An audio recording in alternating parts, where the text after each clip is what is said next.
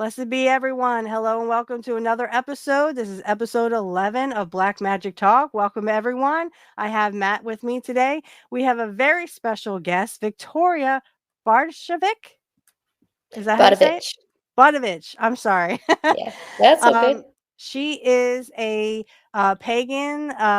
She kind of dabbles with the magic of the pagans and also a little bit of Wicca. And then also she's a sexologist. So I'm very excited to have you on. Thank you so much for letting us interview you and welcome. Victoria, just tell us a little bit about yourself. Sure. So a little bit about me. Yeah, I have been practicing magic for a long time. I would say that my magic practice is sort of a combination of alchemy, tantra. I definitely noticed the origins in pagan, just because it's like, how can you get away from that? There's especially in the realms of sexuality. So I feel like anything that I do in sort of the realm of sexuality, if I look hard enough, I will find some roots in paganism. So there's definitely been an ode to that throughout my journey of magic. Yeah, I'd say witchcraft in general. Like I just do a lot of potions. I do a lot of yeah, like sex magic. I do a lot of and I probably do a little more like sex alchemy than sex magic. So maybe we can chat about that a little bit today. But other than that, just on a like what am I doing with my life at the moment? I had a sexuality school that I know Matthew's been watching and journeying with for some time. And that was called the Institute of New Paradigm Intimacy. I sold that year ago. And then I have been I have a brand called Yoni Elixir. So I've mostly been working on, which is a potion in itself, right? So that's been fun. Lots of magic goes into that. Like I play the harp to my potions, and I put a lot of seeding into that to go out and do its bidding in the world. And why sexology? What sort of got you into it? Or well, let's start with that first. Why sexology? What made you want to make that your calling? And I do want to apologize if anyone hears any thunder or lightning. I'm sorry. We just had like a tornado warning that expired, so you may hear lightning and thunder on my end. I do apologize. Cool. It's pretty quiet right now, but we'll see. So yeah, sexology, I don't know if I chose that as a life path. I feel like that more chose me as its life path. So it's actually been super interesting. I have had this really strong journey with Eros, as in like Cupid and Eros. I feel like anything I do that is connected to either of those and like that god, that cheeky little god, there has been like a lot of magic. Like I just feel like everything I touch connected with Eros and Cupid just comes like tenfold. Like every project I do just blows up inside of that. Like as an example, last year I accidentally got into some matchmaking. Like I just was going to set up a couple of friends through, I do like a networking event, like an entrepreneurial networking event here on the Gold Coast. A couple of girlfriends were like, "Oh, can you set me up?" I was like, "Yeah, I can do that."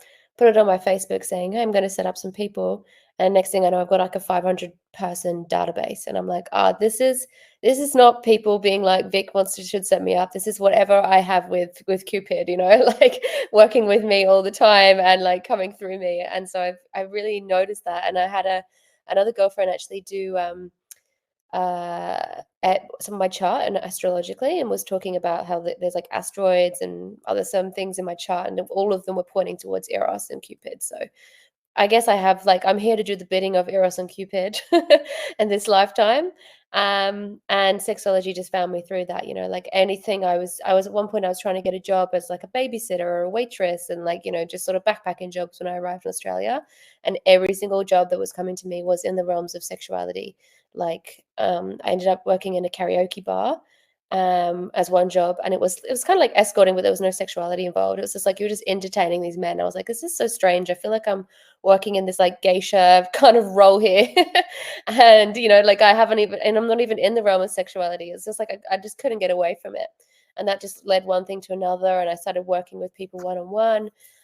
When I did an ayahuasca journey, that was very loud and clear to me during ayahuasca. It was like, you're here to work with sexuality, you're here to work with tantra, you're here to work with spirituality.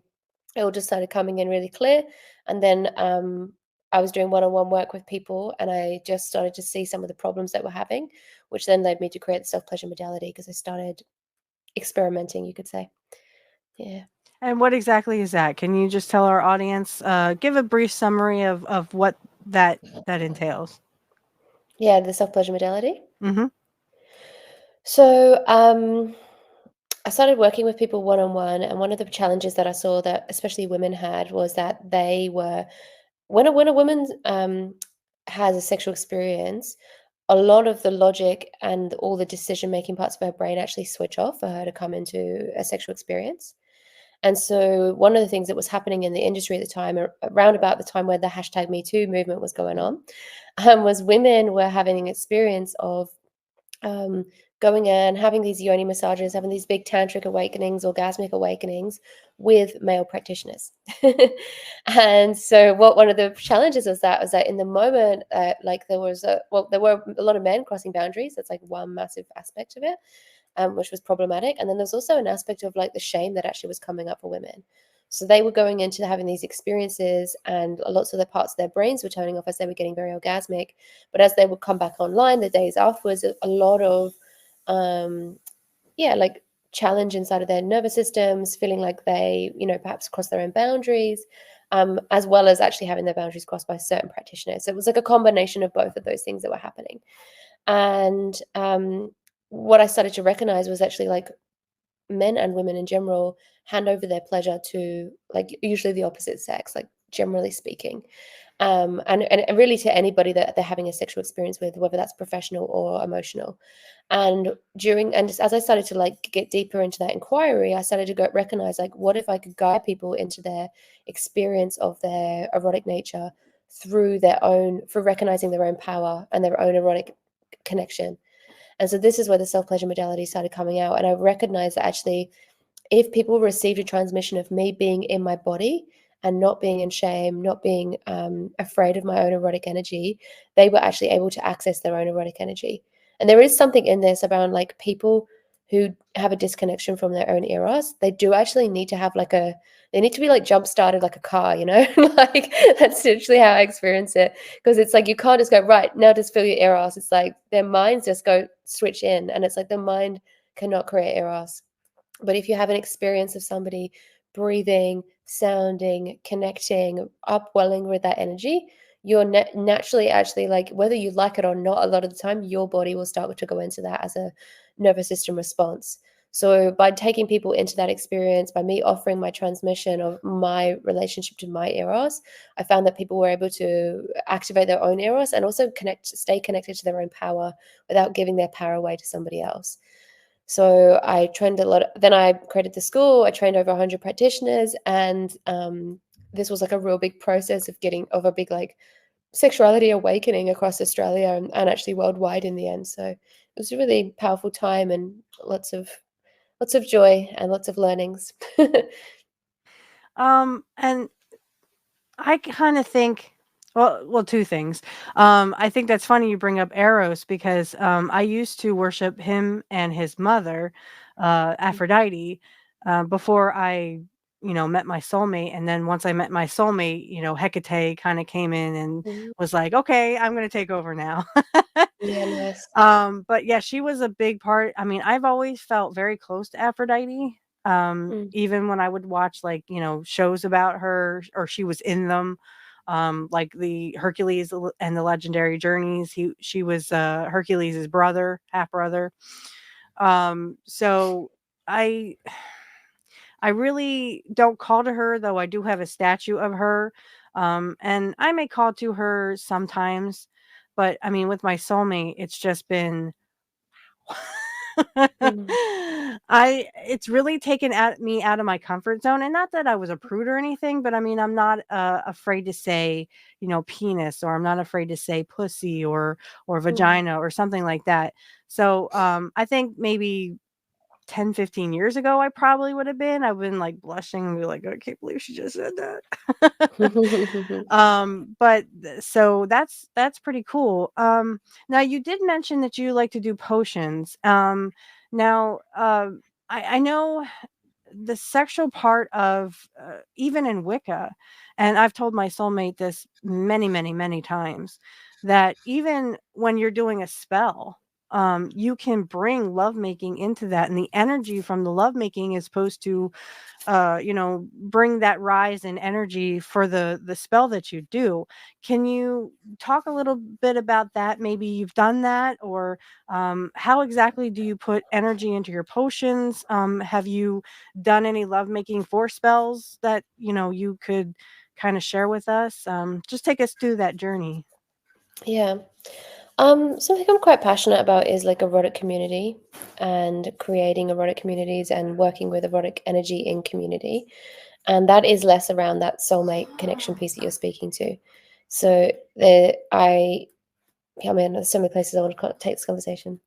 Yeah, so I mean, one of the things that I did in the lead up to getting married, actually, and I'll talk about that story. I made a potion. So I live on 50 acres. You can kind of see out of my window this side, and we have a billabong at the bottom of the hill here, and inside of that billabong grows blue lotus. And in Australia, like we're really into building relationship with the land. Like it's really important to us because of the how the Indigenous were treated when the British first arrived here. So a lot of the incorporating magic actually comes into like working out ways to sort of respect the Indigenous, because if we take anything from the land, it's a lot around like working with their layer of the land as before you get into almost like the layer of the land that belongs to everybody. So there's a journey and a descent into the land as we do that. And one of the practices that we created inside of the journey into that was we invited the law women of the Bundjalung Nation, which is this land that we're on here, to come and receive our blessings and also connect our ancestors. Like I'm from the UK, my beloved is from Serbia, and he was a refugee here when he was 4, and I came over when I was a little later in my life. And we sat with her at this tree that we found that is at the top of where the billabong is, and we connected in with the spirits of the land and asked for the blessings to get married on this land. And we also spoke to her about having, well, she actually invited the idea of all of our ancestors meeting. So there was a really like a group ancestral meeting that happened. And then the following days, I went down into the billabong and like sat with the land, and then got the inkling to take some of the blue lotus from the billabong. So into the swamp I went, pulled out the blue lotus, and I created a bit of a tincture with that. So I work with it. I dry it out completely. I harvested it on one of the full moons. I can't remember which full moon now. I feel like I put it down on the full moon before the Aries full moon. So I harvested it on the Aries full moon, right? Because I'm also Aries. So anything I do with Aries magic as well, like my Mercury's in Aries, my sun sign is in Aries, usually has a lot of potency. So this is like ways that I infuse is working with the moon energy as well. And so I made this blue lotus erotic love potion, and then I also made a tincture of Damiana, and then I actually mixed them together. And I know a lot of people think that mixing these potions together is a bad idea, but I actually am like my intuition, so like I trust that more than I trust any kind of things that I read a lot of the time. So I just go with what intuitively comes. And I was planning to have them separately, and when they came together, I was like, I need to mix these. So I mixed them together, erotic love potion right on the bottle, and I then we then hired out like this epic mansion with a bunch of our friends 2 weeks before we got married, and just had this big opening. And a lot of this the sort of sex magic we were doing in that was looking back at pagan times and looking at what like hen nights and stag do's and all these like, or bucks nights we call them over here, all these like traditions, right, that we've seen. And every time I was like, there's got to be something around debauchery in here. Like there must be, like these rituals have been so hijacked by debauchery, it must be true. And then the deeper I went in, I was like, this is all bullshit. Like this whole like last night of freedom, all of this stuff, it comes from nowhere. It just comes from people that just like are fucking terrified of marriage and terrified of fucking binding rituals. So that was really eye-opening for me. But what I did find was a lot around like the pagan traditions of like the blessing ways and the openings for the bride, and really getting this, because she's so close to the veil, the bride. And really what you're doing is actually bringing in like protection and bringing in like, and it's almost like she's the one that has to do the crossing of the threshold, because she's like the most auspicious archetypally inside of the whole ritual. So what a lot of this energy was just like me just activating a lot of my pleasure, activating a lot of my um, uh, like capacity to actually stay in the frequency of the bride. Because what I actually went through, this I just got married on the 6th of April, so it wasn't even that long ago. And this is all very recent magic I'm sharing with you guys. In this lead up to the wedding, I think I was just like, it was literally like I was high on ecstasy for about 4 weeks as I was going in. Like it was no like, usually people are like, oh, it's such a stressful time, it's a terrible time, in the lead up to the wedding. I was not in that. I was just like on this fucking, I couldn't even eat. I was in such high ecstasy of just like feeling the elation of like what this ritual was creating, and all this magic that we were just pouring into this thing was just getting higher and higher and higher. So by the time I came to the wedding day, I was like, oh my God, I'm going to be out of my body. I'm going to be freaking out, crying as I'm walking down the aisle. I was just like, my face was hurting. Like, I just couldn't stop smiling. We had like 160 people, and I was just like beaming from ear to ear and just like vibrating at this level of just like anything is possible. And I feel like that's actually what we took over the threshold.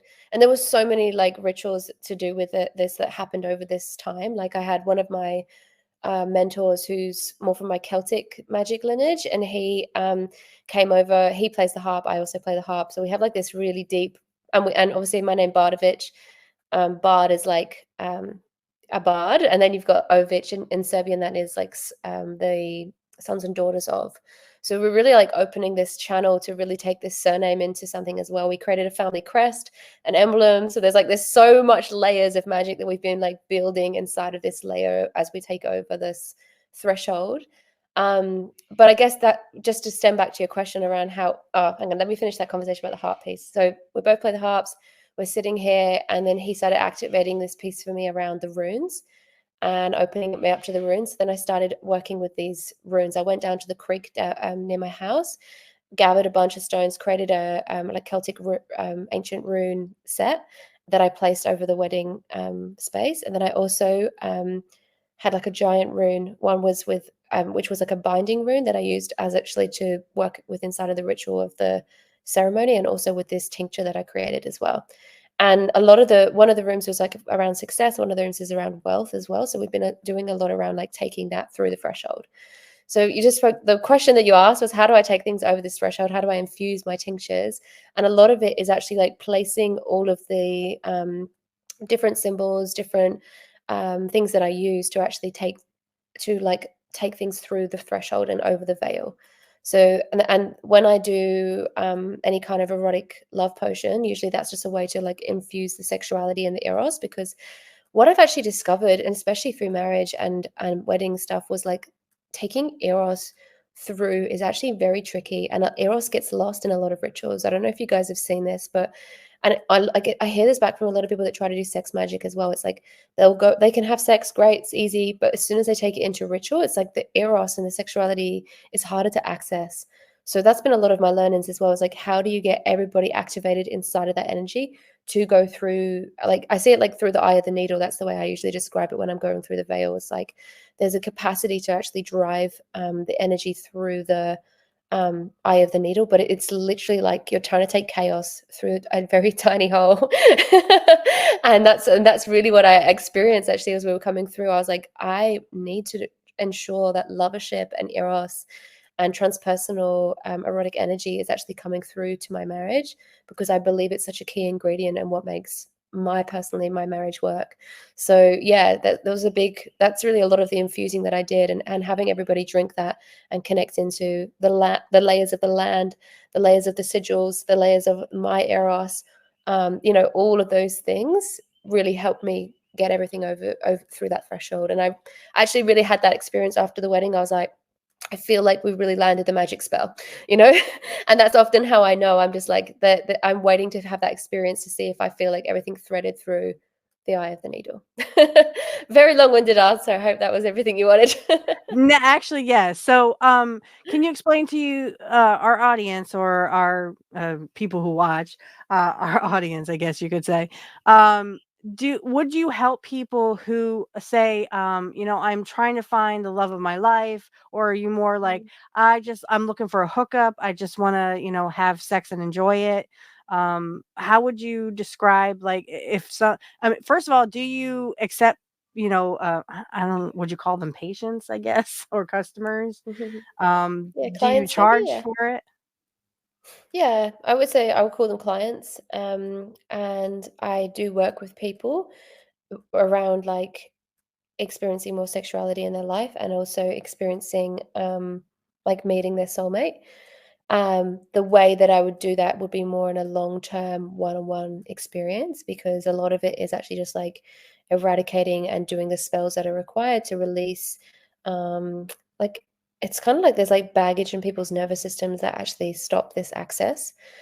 We could call it trauma, but I'd actually go even a step beyond what like trauma is one part of it, but there's like what I'm this baggage I'm speaking to, I think is something else. I think it's actually more around like karma and people's capacity to access law of attraction. And yeah, there is just like certain like dietas and things like that that people can actually work with certain plants and potions that I have created that can actually open people up to um, experiencing more of that.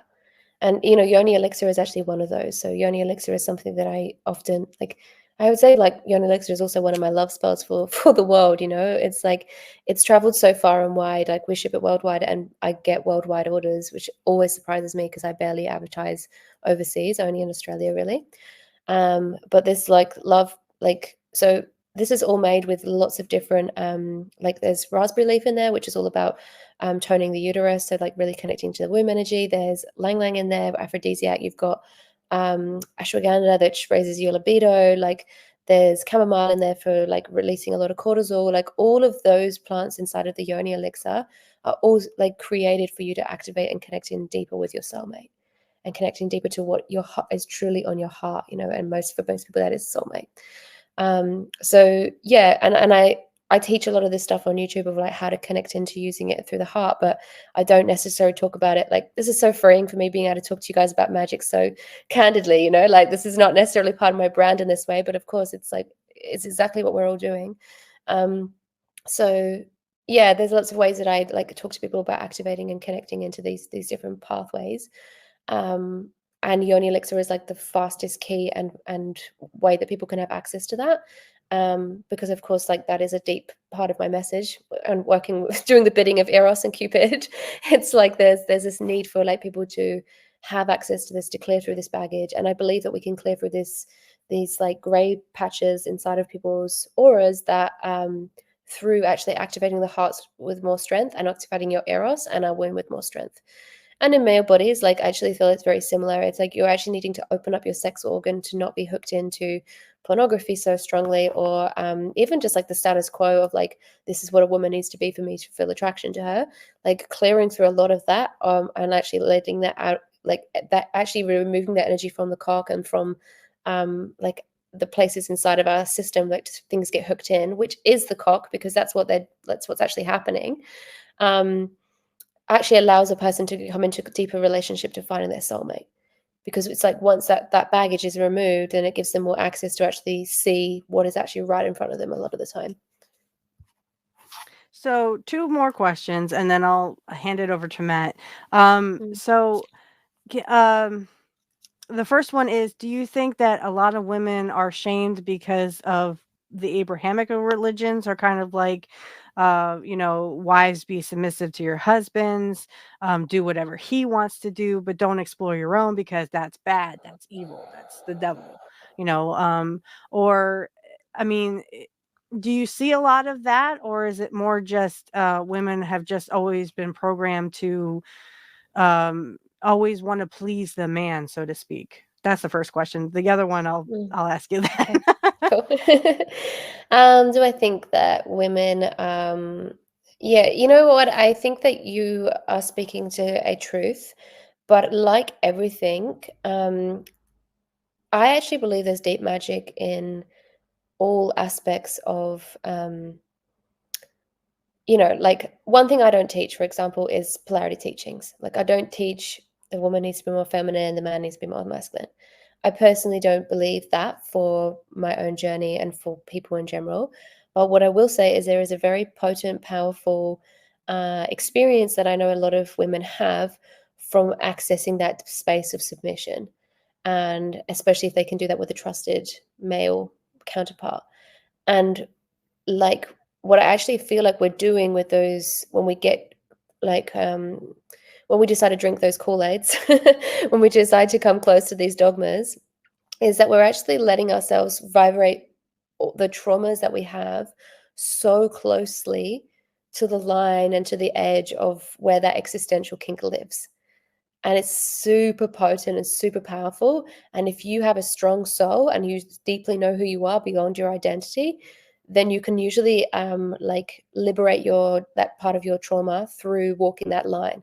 So for some women, it's actually really important that they go through that submission journey in that way. And especially because a lot of our traumas are connected to what's happened through history, what's happened through religion, all those different parts. And what I want to say is like, I'm not more pro paganism or Wicca than I am religion. I think like all of these sectors of belief systems are actually just as powerful for giving people what they need to create magic in their life. So I don't really have like a bias to any of them. And I know that's really unusual for somebody who talks about sexuality and is obviously a big fan of paganism.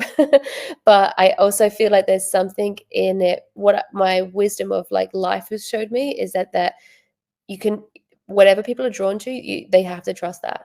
And actually the problem is what we're seeing is that most of us don't know who we are. Beyond our identity, and actually that's when we get sucked into the cults and the dogma becomes bigger than us. So yeah, it's a powerful line to walk with these very polarizing, very dogmatic ways of doing magic. But I believe that there is a potency if you can open yourself enough and also actually let it cook you all the way through and spit you out the other side. Yeah. A nice choice of words.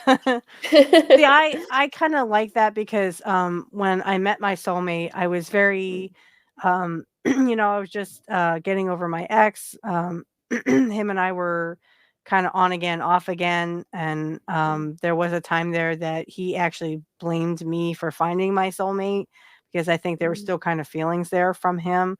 But now we're civil because we do have a son together, so but um with my soulmate, it's like the lovemaking, we explore what we like and we do what we like to each other. And even if he is kind of older in years, he is about 28 years older than I am. And he was married to one woman who he divorced.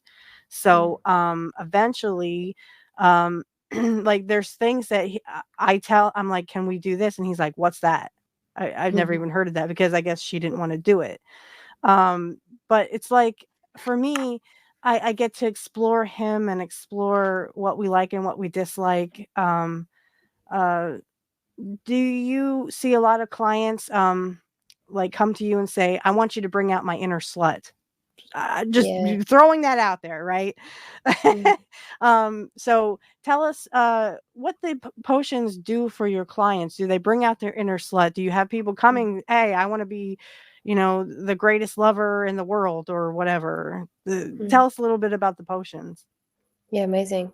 My potions are more something that I would do more with like erotic community and friendships because I find that like the moment people start ingesting stuff, like you're kind of liable for a whole realm of like realities.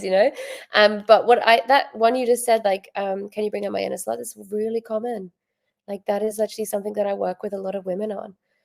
Because it is that piece that I spoke to you about how if you don't have access to that slut archetype inside of yourself, like you actually need a transmission, and you can't get that transmission through MTV. It's like it doesn't live there. It's like there's a very false sense of it. So there is a sense of like activating the slut through just, I don't know, having your lips done or like putting yourself out there in a certain way, which is very surface. And then there's the archetypal magic that you're speaking to, which is like actually activating the slut. And I do this actually with both men and women. is like men also want to activate that feminine slut inside of them as well because it's so potent. And if a man has access to that, they don't actually need to then go chasing it. And a lot of men that are cheating and are very drawn to the slut archetype and that strong, dark, femme, erotic energy, this is actually because they can't access it inside of themselves. And I found that this is a really awesome way of like healing that part, like if we want to call it healing, but like letting go of that shadow is actually just by like activating it inside of yourself. And when a man isn't afraid of his own feminine, like he's the best lover ever. Like he is like delicious because he has access to all of it inside of himself. But it takes bravery for a man to go there and feel that part of him. So yeah, just like my hat is off to all the men that have come to me and some of my other colleagues in this space to work on their inner slut. And also like for women, it's very similar. It's like when like they are terrified of that. There's women. Oh, sorry, my phone is ringing. I'm just gonna hang up. Um, so they are terrified of the like women stealing their man. They have a lot of jealousy. They have a lot of experience of just like, oh, I'm not going to be able to hold down this man, which again is bullshit societal stories. When what we're actually working with is their access to their archetypal knowing. It's like this lives inside of all of us. Like any Jungian theorist will tell you this. Like we have access to all archetypal energies, and all of that can happen. Like magic is, and ritual magic and ceremonial magic is just one awesome way to access any of these archetypes inside of ourselves. So yeah, if there is a woman listening that is wanting to access more of their own slut and actually liberate themselves, my first advice is like, where is your allegiance? Like, what's your allegiance to? Because if it is to the church, if it is to your parents, if it is to any of these values, you will have to unhook to actually discover who you are beneath those identities. If you overly identify with being a mother, a wife, a daughter, anything like that that's been put on us in this lifetime, you have to unhook from that to find your sense of self. And then once that you've found that, then I would recommend just like literally like let yourself open to spending time with somebody that has this transmission, because you will just be able to breathe it in if you actually allow yourself to take that on and be and not reject it, not judge it, not push it away. It will just assimilate to your system and you will start being able to emanate that. And I just want to add, right before I hand it over to Matt, that Mm, don't be afraid to do new things. Even if your partner doesn't know what it mm, is, you can show mm, them mm, and, explore it together because, you trust each other enough to know that the other one is just looking for pleasure and wants to pleasure you. So when we do these things like, uh, can we talk about anal? I think so. I've done it with my soulmate and it's incredible. I've done it with Mm, another guy who didn't know what he was doing and it hurt. So I mean, I mm, think, don't be so afraid to try new things, but also, if you don't know what something is, just be, big enough to admit it. Hey, I don't know what that is. Can you explain it? mm, For example, my soulmate didn't know what fisting was. But mm, now we do it, as much as we can because he loves it. mm. Um, Yeah, it's just something he loves to do, and I, on the other hand, I don't mind. It makes him yeah. come harder. He always says that, I mean, if I just say his name, he's like, "Bing," and he's ready to go. Yeah. But he is, it takes a special person, and I think for everyone out there who's kind of, skittish about it, the thing is, when you have a man or a woman who cheats, because they both do, both men and women will cheat if they're not happy with what they have. And usually, if they find that person that they want to settle down with, they won't cheat on that person. So I've kind of learned that as I go. Um, I've never done sexual magic before, but it's something I would definitely love to do, especially with my soulmate. And he's up for it. I told him that we could, while we're doing a ritual, whether we're doing a moon ritual or, just something like we're coming into the dark moon. in a couple weeks. So like if he wants to make love, I'll say a few words and then we'll make love and then we'll close the ceremony. So I think it's definitely something that people should explore, and don't be afraid to use the terms. Anal is just anal. It's a wonderful experience if you can do it with a special someone. Don't do it with people that you're just doing casually sex with, but because it can hurt, especially if they don't know what they're doing, or it will feel really weird. So it just felt weird with the other person. So, but I actually like it, and he's like, well, we can do it to spice things up, and I do think in fact, I looked up several sexual positions, and we've done pretty much all of them. And oh boy, we have our favorites. That's the other thing. Don't be afraid to look that stuff up with your, significant other or your soulmate, because you want to try new things. You want to, feel what it feels like to have them touch you in a certain way, or they even had like little things you could do to, increase the pleasure. So, don't be afraid to do that. Even if you're a woman, I mean, I'm a computer whiz. I work on computers for a living. So, um, it was just like a Google search I did, and now they'll probably have like the FBI searching me. Oh no, she's looking at sexual positions. I don't know. But I would just say don't be afraid to, explore the love, and the more you explore, I think it deepens the love I have for my soulmate. The more sex that we do, or the more positions that we try. And like I said, we have our favorites that we do. And I think that just, it makes us come harder. It makes us, enjoy that pleasure time that we have. So, but anyway, enough of me blabbing on. Matt, go ahead. If you want to take it from here, you got some questions for Victoria? Yeah, it's lovely to meet you, Steph. Congratulations on your marriage. Thank you. Yes, congratulations. Yeah, I think it's beautiful the way you talk about Eros. It reminds me, and tantric stuff. It reminds me of the dragon, and I see that connected with the spine. Might you want to talk about that a little bit? Talk about. So ask me the question again. No, just so I think in some cultures they connect like the dragon with the spine, and that kind of reminds me of how you were talking about how energy flows once you get your transmission started, as you were saying. How do you see that, like tying it with the spine? Because I know people in the psychedelic culture, you like can feel it going up your spine, the energy. Yeah, I mean, I've always related to the energy that's going up the spine as more of the snake, actually. And I have had that experience when I've been in sort of ceremonies where it's just like I can feel it's almost like it's like it sometimes gets stuck, like the energy is like not fully moving, and I'm always like waiting for it to go across one part of the spine to come back. It's like it's very much like, okay, cool, finally the system is opening, the body is opening. But like, if there's a time in my life where there's like a coldness that comes through the body or hardness, it's like that's actually how I know that it's coming back online. It's like through that experience of like, okay, I can feel like it's starting to climb again. It's starting to move, and it's like when the energy is free to move all the way up through the spine. Like I find that's like when a lot of these other pieces can come online. Like you're saying, like this heart piece. It's like once the heart is activated, once the womb is activated, once the eros is activated. It's like when the way that I describe like a good sexual experience with someone is almost like when all the lights on the Christmas tree turn on. It's like there's this sense of like, okay, everything is lighting up. It's all coming online. And that's actually how my experience was with when I met my partner that I'm with now.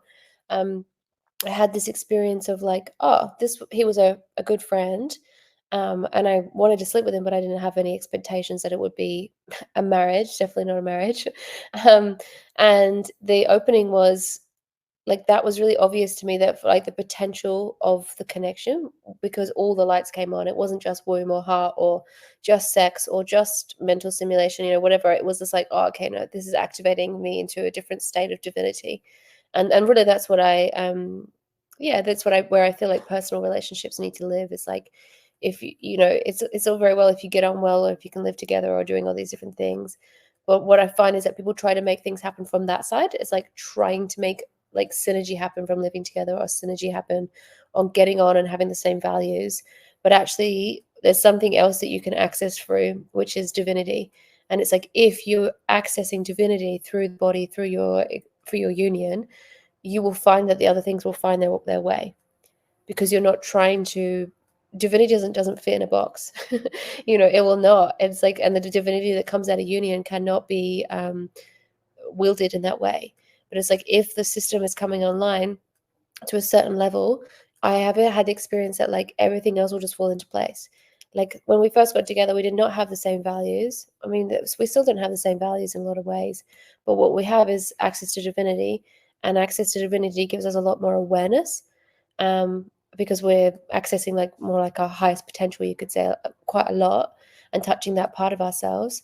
And that having access to your highest potential gives you a lot more awareness, and that awareness then gives you enough to be able to hold the mishmash of values, or the challenges or the alchemy. Because what happens if we have any kind of conflict in our relationships, I will just basically hand over the conflict to our union. It's like I see like the union like its own cauldron, so I like put it into that cauldron because I trust the amount of divinity it's poured out of both of us.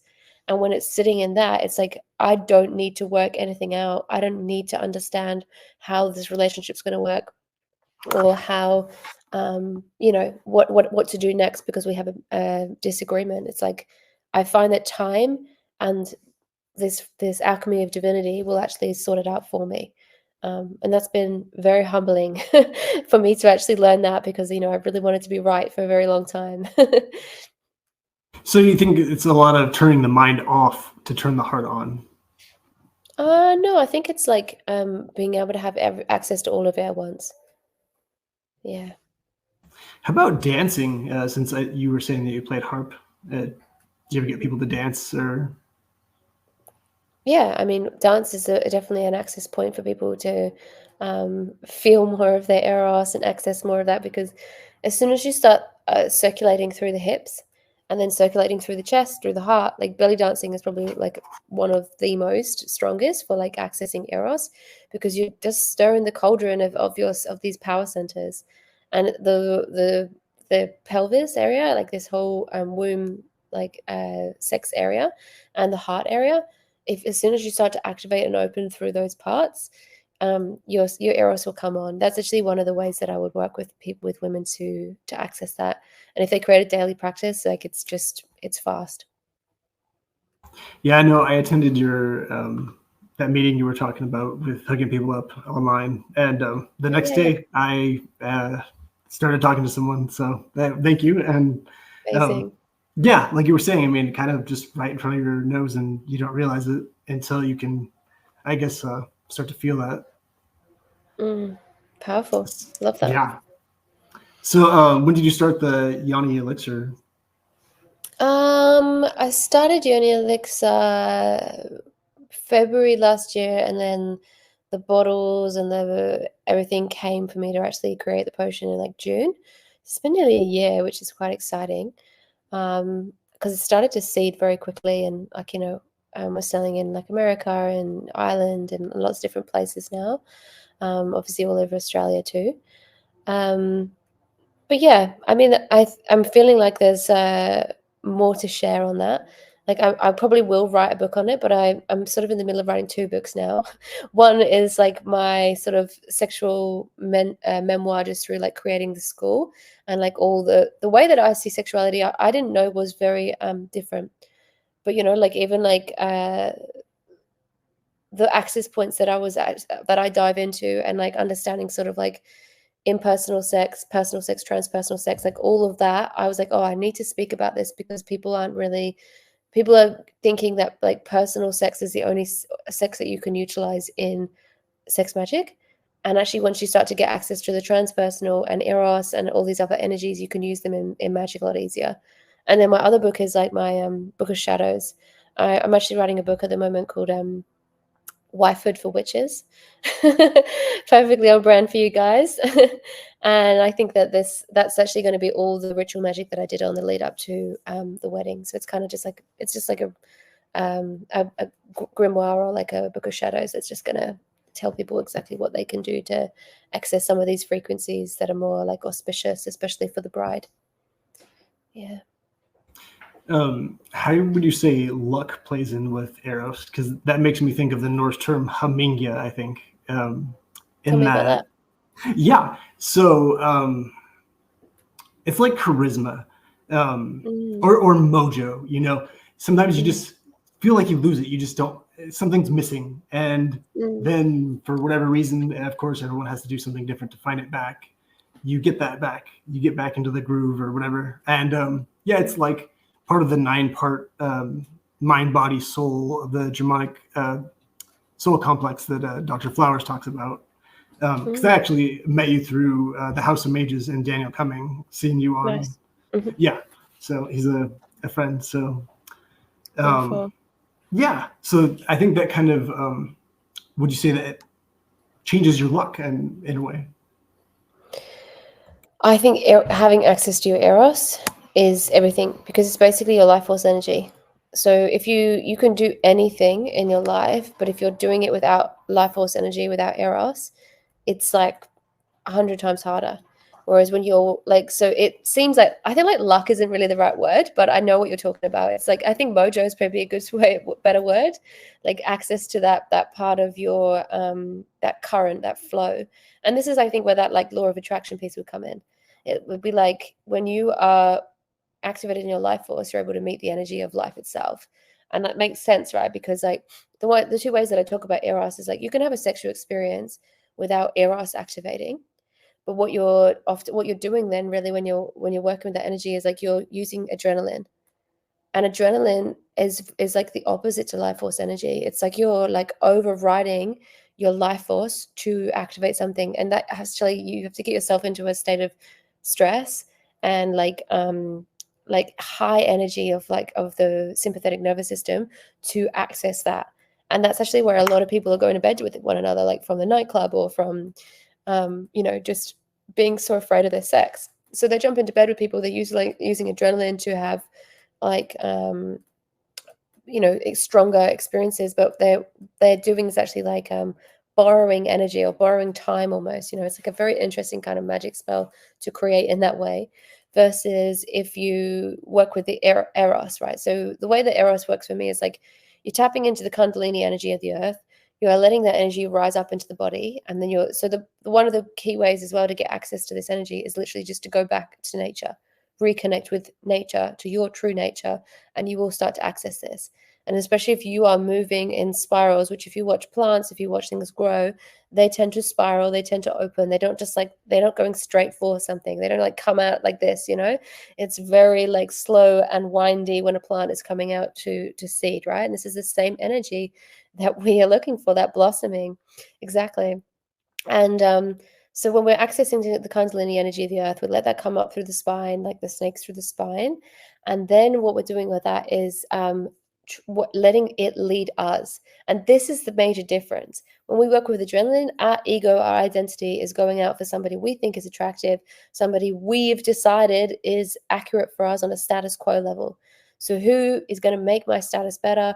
Who is going to be like hot enough for me to feel like I'm getting an ego boost, or whatever other bullshit we tell ourselves. But when we access we let go of the identity, let go of the ego, we come back into the Eros. Eros is actually this like a breath away. It's actually just right there. And you don't have to do a lot for it to actually be cultivated. And what I've experienced is that it mostly comes online when someone can get really quiet with you. Like I could be sitting with somebody in like deep silence and I'm like, oh wow, the Eros is so strong between me and this person. And then I have a choice to lean in and listen to that Eros and let it drive me. And when you let Eros drive you versus adrenaline, there's a huge difference. The sexual experiences that come out of adrenaline, they come out and they're basically that adrenaline is just seeking a wound because it's come from a wound inside of you. So it's usually like going, okay, how quickly can I follow this pathway into like closing the loop, basically, because the system is always working with us. It's like it's trying to close that trauma loop or that wound loop, whatever that is.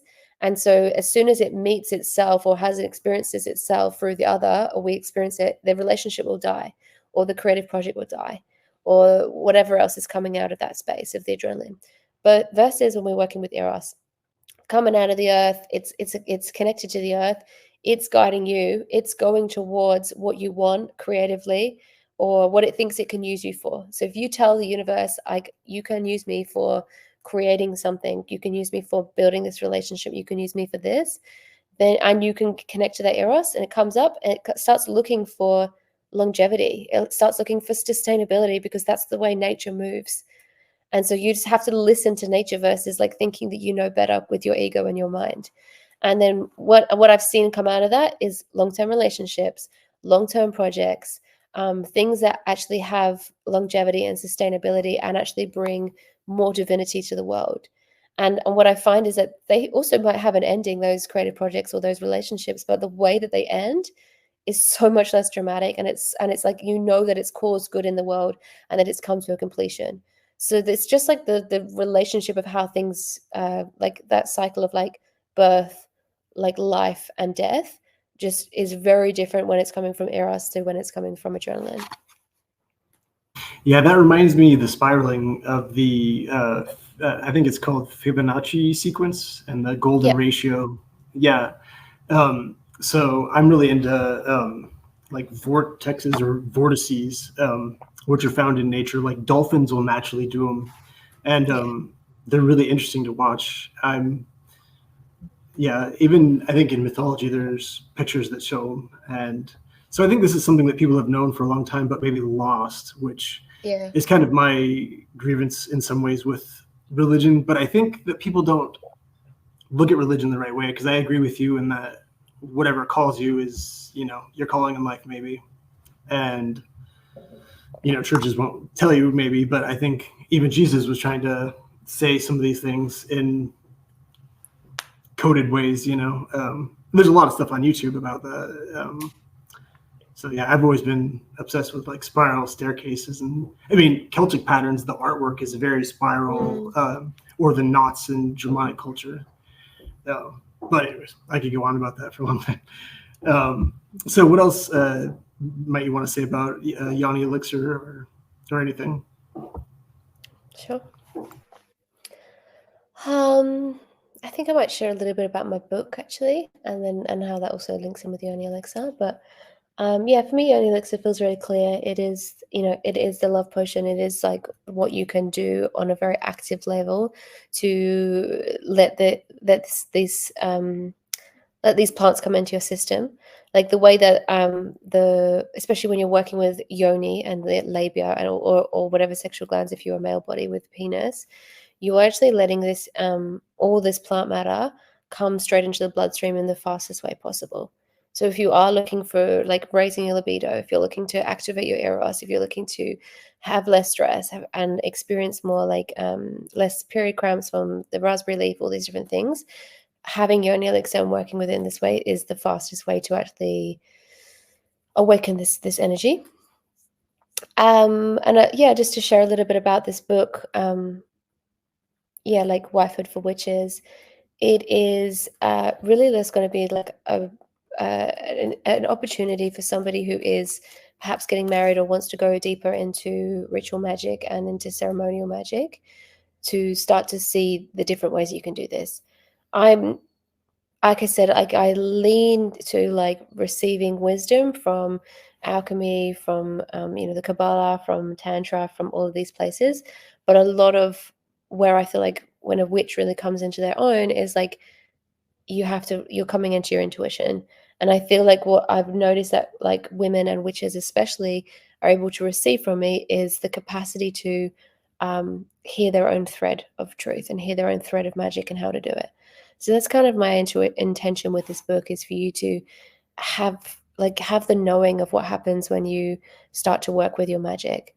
For example, like one of the pagan rituals that I discovered through the hen's night, which I actually just shifted into like a bridal baptism, because what I started to understand through the Celtic pagan traditions was that the bride needed to be purified and protected above everything else. So I hired out this spa with just full of jacuzzi, steam rooms, everything like that. And I just had all of my girlfriends come along. We sat circle. We all drank the erotic love potion, and then we were all like stripped naked and jumped into the spas. And I was in one of the spas with some of my girlfriends, and one of my girlfriends just started singing and just like letting the trance just enter into the space. And trance magic is a big part of all sex magic.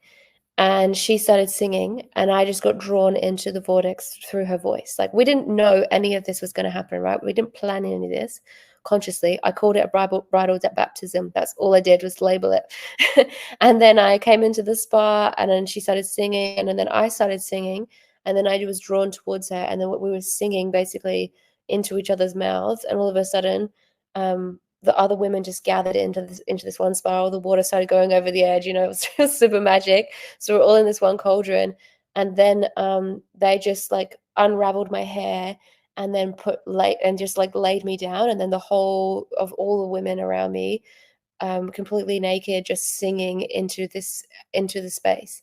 And I was just being like baptized basically through in the center of this spa, and just purified by all of their song and all of their ancestors that were coming through them, and just like elevating this energy. And like, this is what I feel like this. And then after that, there was just like this opening of just like their support and how they want to show up for me and how they want to create with me. And it was just the most ecstatic opening of like pure feminine wisdom and sensuality being accessed. It was just like having access to the codes of ancient times and just knowing how to bring them through, and not being afraid to actually lean in and do and go there. And I think this is the blessing of like the magic that I've seen come out of this area. You know, like where we live here in Australia is super auspicious, like this Byron Shire, Tweed Shire area that we live in. A lot of healing has been done here for generations.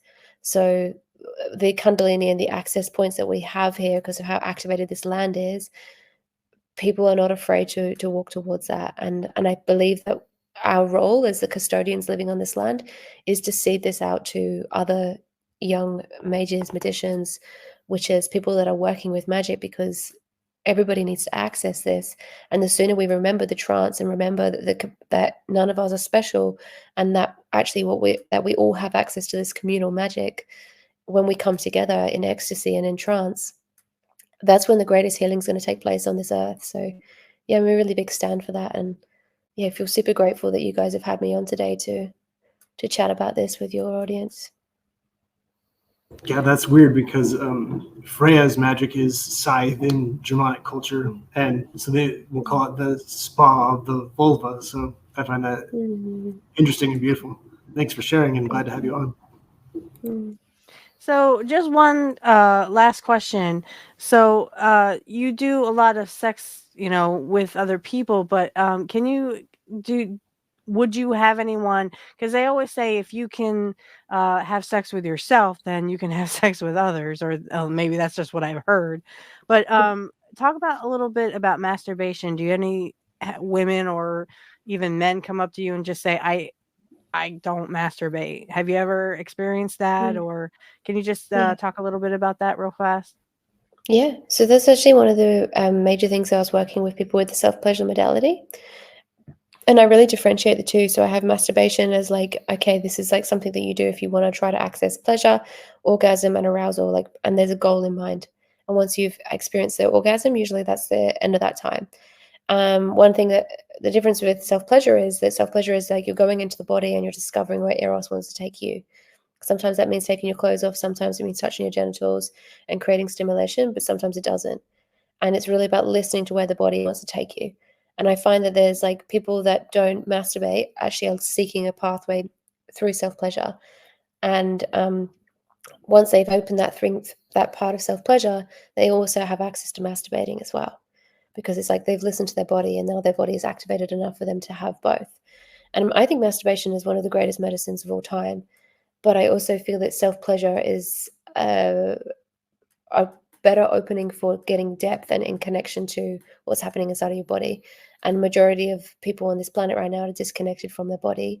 So self-pleasure is more of my access point. But as far as like, you got a headache, you feel nauseous, whatever your thing ailment is, go masturbate. You know, like, it's, for me, it's just medicine. Just one last question. I'm sorry, I keep saying last question. Sex and children. Now, I know a lot of women feel this, you know, because we are as the stereotype goes, we are the caretakers, so we take care of the kids while the men go off and hunt and come back, and they're the providers of the um, they're the providers. We're more the caregivers and the children. So do you have a lot of people come to you and be like, yeah, I'd love to have sex again, but I mean, I'm just so tired. I work all day and then I come home and I have children. And can you tell a little bit how you would fix that for some people? Yeah, for sure. Um, One, I don't really feel like it's a fixing, like I think that there's a sense of what what I've seen is like when you come into reverence with Eros and with this part of yourself, there is a sense of like, wow, this is something that can be used for so many things. And raising and also child creating is actually one of the most potent things you can do with this erotic energy. So first of all, there's just like the honoring of that. And then there's also the honoring of chapters. Like sometimes when I speak to these women, they're like, actually, I don't want to have sex, but he really wants to have sex, and I'm trying to meet that piece. So there's like that's one layer. And I find if I'm working with that layer, it's really about the woman actually filling her own cup, because if she has been giving to him without her cup being full and she's raising children, it's like we really need to just work on having that energy circulate through the self. And that is actually like a really big initiation portal in being a woman, like recognizing like we actually like part of our gift is being able to hand over everything to everyone else, and actually like just keep pouring. Like it's an incredible gift of like feminine energy is when we have this well, and this is endless. But the well will dry up, right? And it's like when we're unable to give it to ourselves. So if this person in a relationship, this woman's in a relationship, my greatest suggestion is for her to find pleasure through rest. And actually this that can become a lot more subtle, because sexual energy is when we're more in our maiden phase is very yang. It's very like fucking and coming and pushing and energy. Like the energy is very big and bombastic in a lot of ways. And actually the motherhood pleasure and motherhood eros is super super relaxing.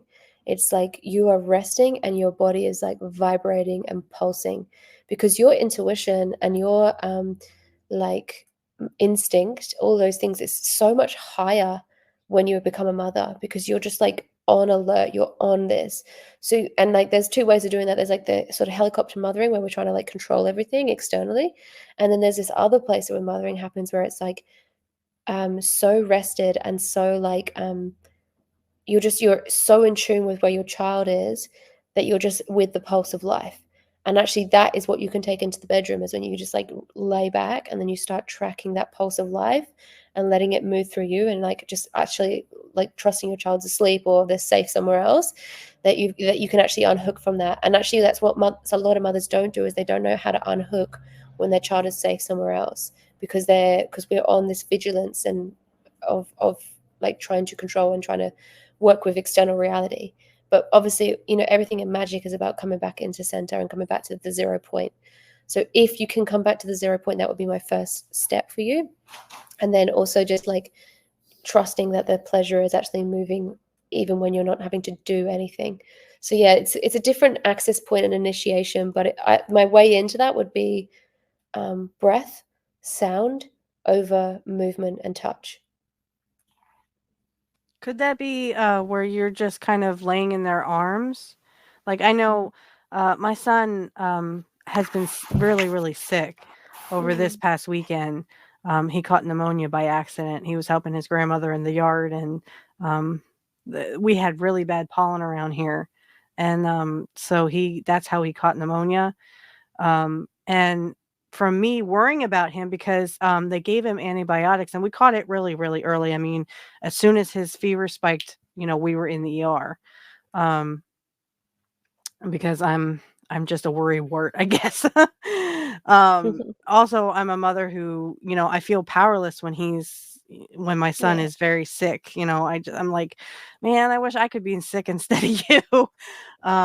But and there's time, like I didn't sleep very well last night, and I'm just like so tired now that I know that he was not taking to the antibiotics very well. He was pulling everything back up.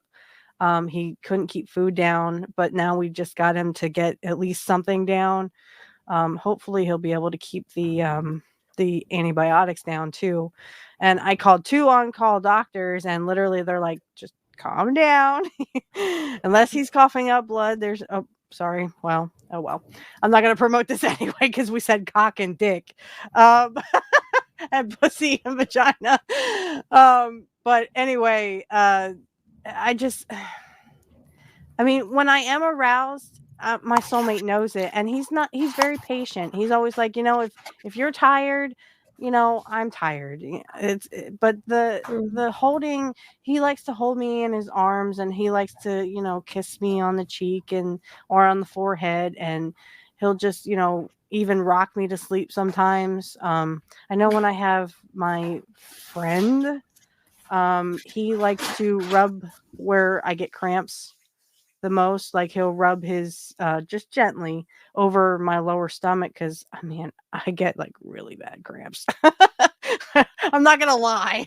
I'm not gonna go into too much detail, but like, let's just say it feels like someone, like, going like that to my stomach, like 24/7, like when I'm really heavy-ish. And then he just I think it's also his voice. His voice is very soothing to me, and it even in times of worry, like I was really worried about my son. Oh no, what if we have to go back to the ER and he can't go to school tomorrow because he wasn't keeping anything down. And Wednesday is his last day of school, and I don't want him to miss it. So he just there's times where I feel like the soothing of like my soulmate's voice just kind of soothes me, and definitely arouses me. Is that something you see in a lot of these people who also have families and I wouldn't say I'm a helicopter mother, because I know my son is safely in bed, but he could get up in the middle of the night and have to um again, which I hope he doesn't do, fingers crossed. Yeah, I think my piece for you would be like, it's less, I'm not getting that you're a helicopter mother. That's not what I'm feeling at all. And when you're having this experience of him like stroking your hair, there's that beauty. But what I would try, like if you were my client, I would ask him to actually come into his activation of his eros alone, and then just like bring it through his hands or something through to your heart or through to your womb, and just start to feel like the power of that erotic energy coming through to your body. And especially because you guys are so attuned, like energetically and connected really powerfully, I think that you will feel a lot. And the more he can cultivate the energy on his own and then bring it through to your body, and then you don't have to do it like any doing, I think something really powerful would actually come of that. So yeah, I'm excited to see if that works for you. Well, we could definitely give it a try. And you were saying how, you guys do you disagree? Because him and I just don't. We just talk everything out. We don't like to raise our voices because we both had exes that like to raise their voices at us. And I had an abusive mother who would raise her voice at me. So it's not something I really, it's not something that I personally would do. Now, I do raise my voice with my son sometimes. Excuse me, but I try not to. So do you think that, that's just what we do. We just talk about everything. We don't raise our voices. We just talk everything. We come up with the fact that we have a lot in common, but yet we still have those differences. And I don't want to be right. I think I've done this in all my relationships. I didn't want control, and yet it seemed like all my exes ended up in relationships with women who controlled their lives. That's so weird. Yeah, I think like the way that if you're my client, the way that I often guide people to resolve things is just through connecting into the breath and being together. Like how do you get out of that cycle of wanting to be right, or how do you get out of the cycle of like talking things out, because both can be exhausting. And if they're not, they keep going, like I would never, like I don't know what's happening in your relationship. If that was working, like I don't see anything wrong with talking things out. But some other powerful techniques is just like putting the bodies together and doing like belly to belly, like you've got your belly next to his belly and you're just breathing together. And what will often happen is that you don't need to work it out or figure it out, it will just come to resolution because the nervous systems are back co-regulating. And that co-regulation is what I seek above any mental understanding of how relationships work. But that's my journey, you know. That's just what life has taught me. That's usually what I do when I'm stressed. Like, I'll just be like, "Can you just touch me?" Yeah. Like, "I need your Better. touch right now. Please just touch me." And Yeah. he loves it. He loves the Yeah. fact that, you know, I need his touch, and he needs mine too. So, Yeah, it's beautiful. all right. Well, I'd like to thank you for joining Yeah, us, thanks so Victoria. much. This has been a wonderful experience. I think that, you know, even if YouTube doesn't like what we talk about, oh well. Yeah. You know, it's something that I think a lot of, you know, about 20 years ago, you probably couldn't get me to talk like this. I'd be like, "Hoo, hoo, hoo, hoo, hoo, hoo," you know, something like Yeah. that. Um, like I said, not that I was a prude, but I mean, it's just something that I grew up, you know, you did that in the confines of a marriage. And, you know, Mm. here in the United States, they had that, oh, you should wait till have sex till you're married. I was like, I almost walked out of a class because of it. Yeah. You know, because teenagers, I think, are more prone to, you know, because they have that sexual drive. Um, Mm. you know, whether, you know, you believe that or not. I mean, teenagers usually just have hormone problems. Mhm. And, you know, sex among teenagers can be one of them. I mean, I know my son one day, he's going to be a teenager, he's going to have sex. I mean, guess what? Yeah. That's the way the world goes round. And it's Mhm. being strong enough to tell him, okay, this is what's going to happen with your penis, and you're going to want to watch porn, or you're going to want to talk to a girl, or, you know, touch a girl in a way, but at least you could do it respectfully and not cross any boundaries, and um, you know, get in trouble for it, because once you cross that boundary, you know, there's no going back, and now you can get in a lot of trouble for that. Yeah. And I Mhm. would definitely like to have you on again to talk about, you know, how I don't know if you've been following American politics much, or at least uh, what they're pushing now is a lot of this trans, you know, on kids, you know, that kids should, if they are gay, or if they feel like they want to cross dress or whatever, they need to change themselves, you know, so they don't have puberty. I just think that's, no one gets to tell anyone else's child what they want to be. If my son wants to be a boy, he has a right to be a boy. When he's an adult and he wants to be a woman, by all means, go ahead. But until that, don't tell me how to raise my son. And don't tell me that my son has to be a girl. You know, my Mm. son wants to be a boy. Let him be a boy. Like, it would be like someone telling me I have to be a boy. I don't want to be a boy. I want to be a woman. You know, I have a Mm. vagina. I was born a woman.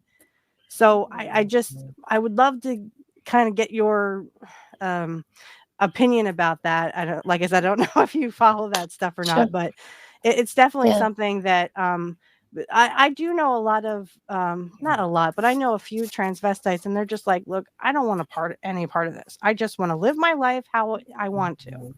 So I Mhm. always think that the people who are kind of not connecting to themselves are kind of the ones that scream the loudest, and they want everyone to be like them. Well, okay, I'm glad you are that person, but I can't be that person because I don't think like that. Mhm. And I have a right to Mm. not think like that. So Yeah. we definitely have to have you back on. I have enjoyed this. I mean, we're way over our Yeah. time anyway. Yeah. Thanks so much for having Matt, me. It's been fun. yeah, Matt, anything else you want to talk about? Yo, just next week, the author of Primordial Chaos, Dave Lee. Okay. Dave Lee. Cool. Okay, so next Awesome. week we're having Dave Lee on. If there's anything you would like to know about Victoria, her links will be in the description field. You can check her out. Not sexually, but you can check out her website, check out her books Amazing. that she has coming out.